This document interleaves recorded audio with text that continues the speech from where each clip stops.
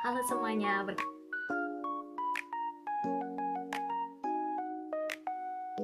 perkenalkan nama aku Nabila Mutiara Sukma, biasa dipanggil Nabila, dengan NIM 24040274027 dari Pendidikan Geografi.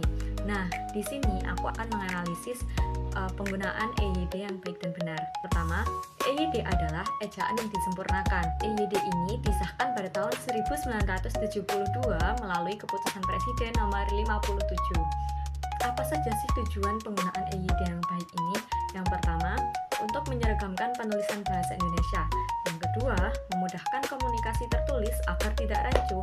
Dan yang ketiga, menjadi acuan dalam pendidikan, karya ilmiah, dan juga administrasi. Contoh penggunaan EYD ini yang pertama yakni penggunaan huruf kapital dan juga huruf miring.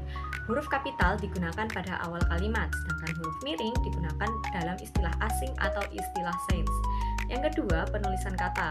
Yang pertama ada kata dasar, kata ulang, kata imbuhan, dan partikel seperti pun, lah, atau ka. Dan yang kedua ada penulisan gabungan kata. Kemudian yang ketiga ada penulisan unsur serapan. Nah, penulisan unsur serapan ini adalah kata asing yang disesuaikan dengan pelafalan di Indonesia.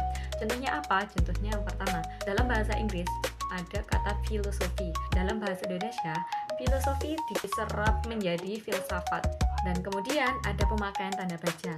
Tanda baca ini meliputi tanda titik, tanda koma, tanda seru, tanda tanya, tanda kutip, tanda kurung, dan sebagainya. Tanda titik biasa digunakan di akhir kalimat. Tanda koma biasa digunakan untuk menyebutkan sesuatu. Kemudian tanda petik digunakan untuk mengutip, sedangkan tanda kurung digunakan untuk memperjelas suatu kata. Kemudian ada singkatan dan akronim.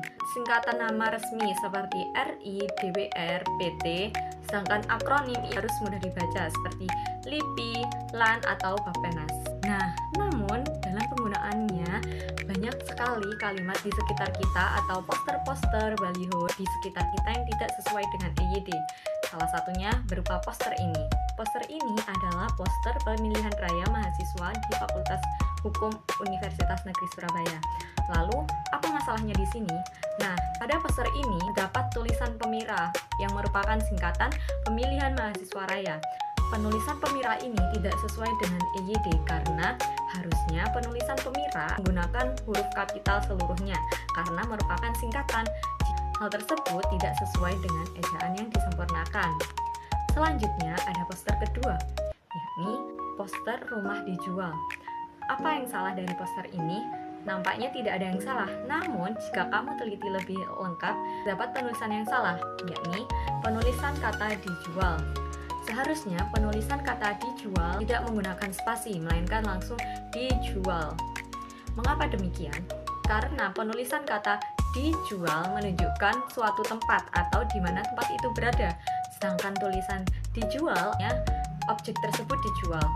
Selanjutnya ada poster ketiga, yakni poster membuang sampah. Apa yang salah dari poster ini? Yang salah dari poster ini adalah kata didenda. Seharusnya kata didenda tidak menggunakan spasi, namun dalam penulisan yang benar adalah didenda, bukan didenda. Karena penggunaan spasi dalam penulisan di menunjukkan tempat atau menunjukkan di mana lokasi berada. Selanjutnya ada poster dari FBS Universitas Negeri Surabaya yang tidak sesuai dengan EYD. Tulisan kata sampai dengan seharusnya ditulis dengan format S.D. yang artinya sampai dengan, bukan hanya tulisan SD. Dan poster yang terakhir yakni merupakan poster dari UNESA. Nah, tampak dari poster ini seperti tidak ada yang salah. Namun, jika kamu amati lebih detail lagi, terdapat penulisan kata yang tidak sesuai dengan EYD.